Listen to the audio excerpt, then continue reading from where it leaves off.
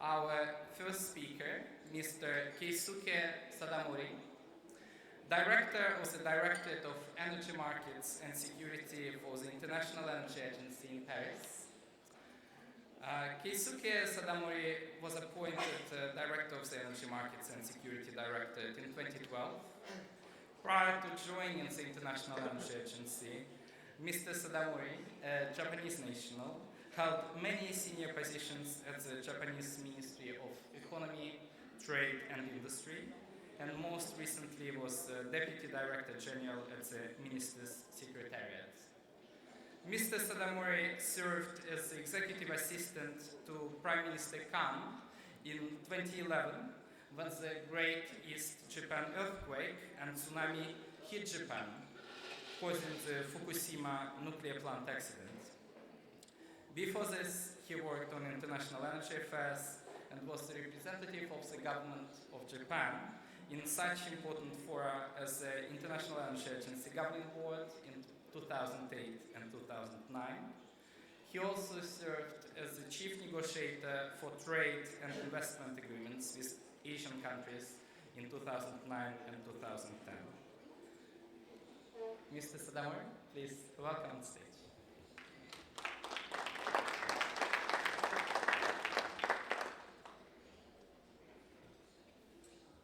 Thank you, Mr. Chairman, for the very nice introduction. My name is Keisuke Sadamori, Director of Energy Markets and Security at the International Energy Agency. So good morning, ladies and gentlemen. So first of all, I think I would like to thank the organizers for including me in this event and giving me opportunity to address the nice audience here this morning. The content of my presentation tries to answer the questions on the screen. As you can see, a little bit of gas, a little bit of renewables, and a bit of coal in Coaltrans conference. But I think it makes sense because the energy system is one whole, and it's impossible to analyze coal in isolation from other field dynamics. Let me start with gas. The global gas demand will grow slowly, slower than the past years, and we expect the growth of annual of about 340 BCM between 2015 and 2021, our projection period for the medium-term gas market report, and that's around 1.5% per year. So this is slower than the recent several years. The slow energy demand growth and decline in energy intensity are lessening demand growth for all fields, including gas. The energy transformation in China and subdued the economic growth globally are creating headwinds against the energy demand in general. Low fossil fuel prices have so far failed to compensate for these factors. As demand growth for coal and oil also weakens, so gas will probably end up as the only fossil fuel whose share in the energy mix does not decline. The power sector is driving the slowdown in gas demand, and it is actually difficult for the gas to compete in the world of very cheap coal and falling costs and the continued policy support for the renewables. Just as the global gas demand growth slows, as shown in the previous slide, the global LNG export capacity is expanding quite rapidly.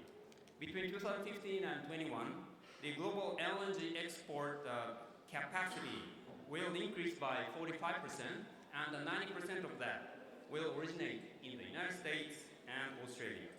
By 2021, Australia will rival Qatar as the world's largest LNG exporter, and the US will not be so much behind.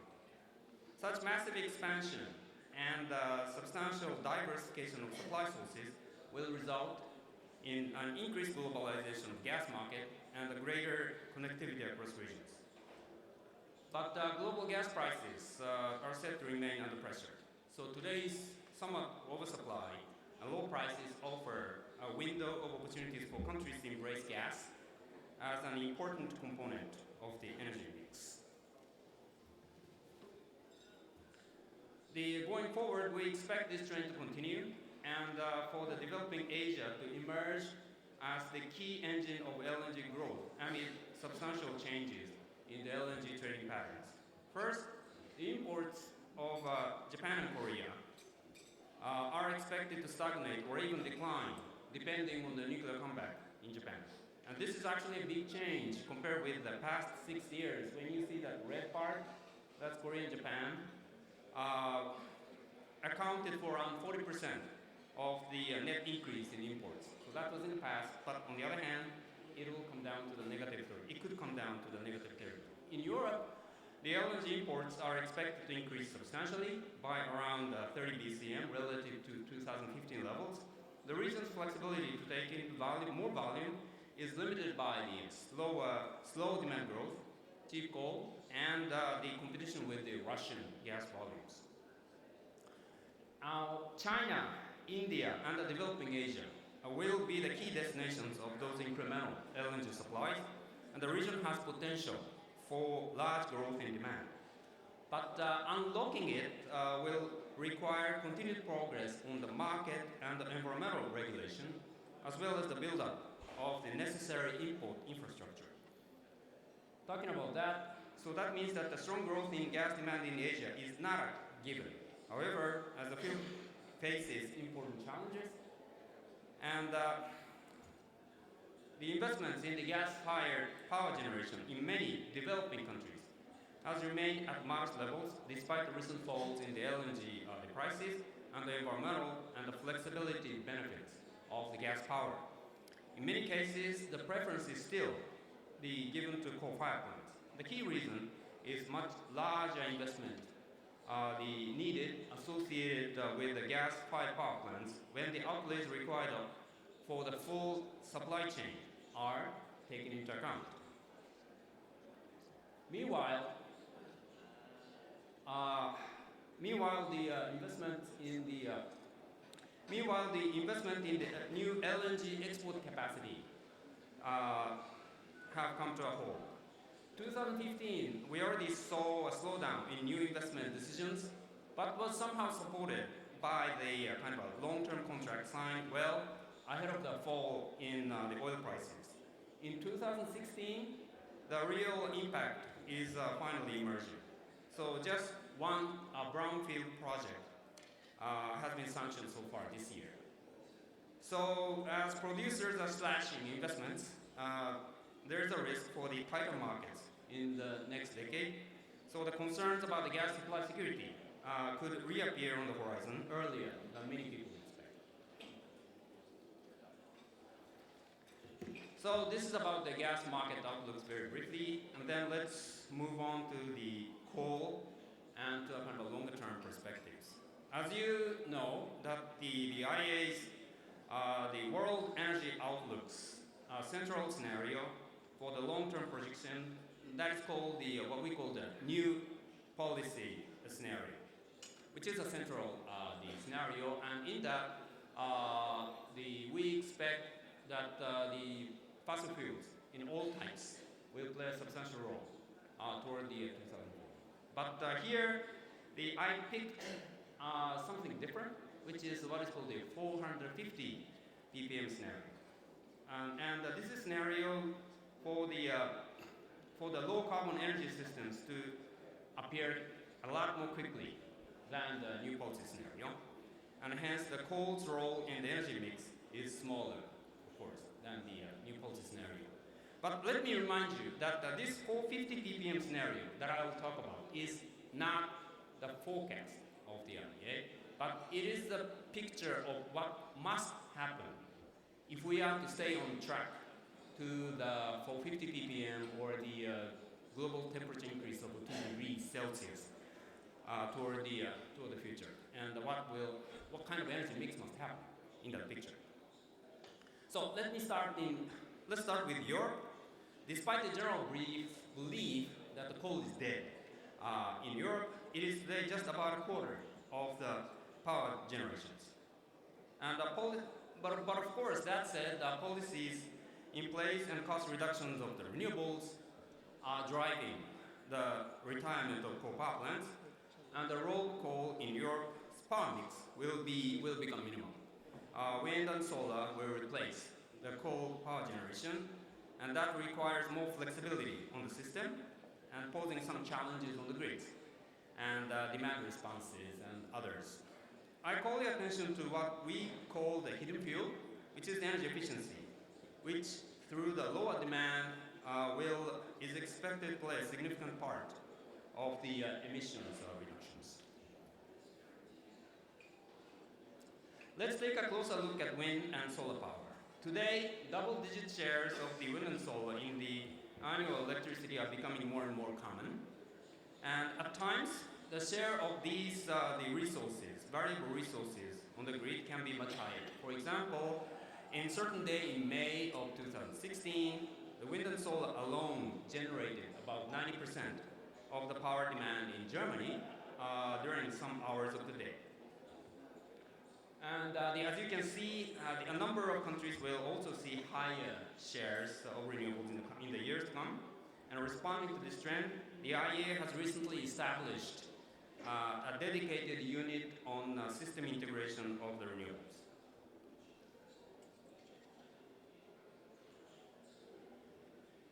However, the IEA has been working on the system integration for over 10 years.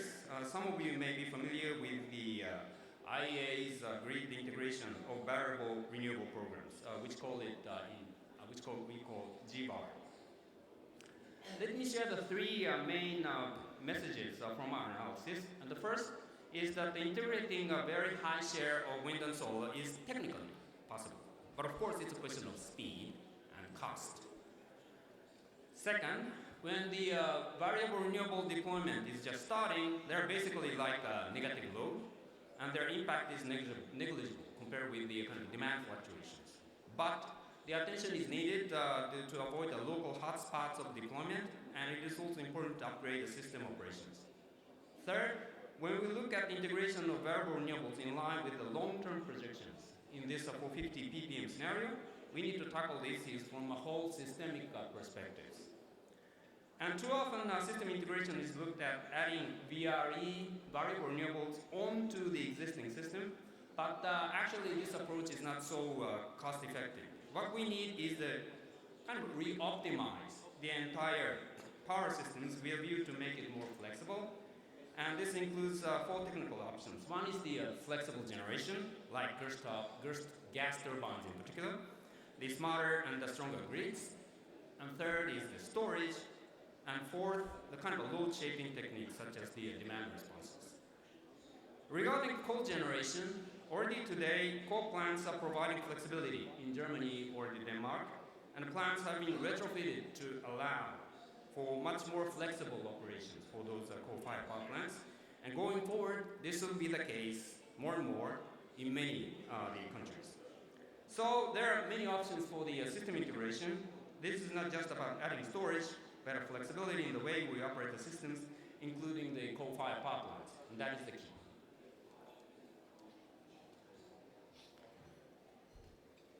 Moving now to the United States, where the low gas prices have been threatening the traditional supremacy of coal in the power sector, we still see significant coal in the power mix even in the 2040. Whereas US and Europe have many similarities in terms of the maturity of economies, big push for the energy efficiency, and strong environmental policies, there are a few differences. And one of the big differences is that the US has a lot of cheap coal, which is not a case in Europe. Another difference is the increasing role that nuclear is expected to play in the United States compared with the case in Europe.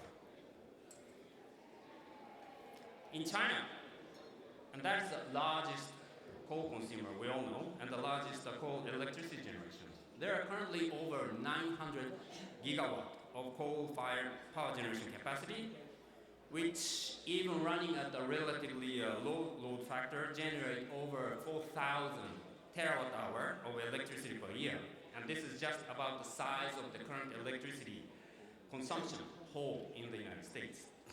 So to replace such huge power generation, China will need to embrace all the available sources. And the hydro, which has been at an amazing expansion during the last decade, will moderate growth. But wind, solar, and nuclear will make a substantial contribution. We'll have to make a contribution in the future to the Chinese power mix. What about India? Although with some similarities with China, there are a few differences between China and India. In addition to a very well-known different kind of governance systems, India has a much younger population and at the kind of earlier stage of development compared to China.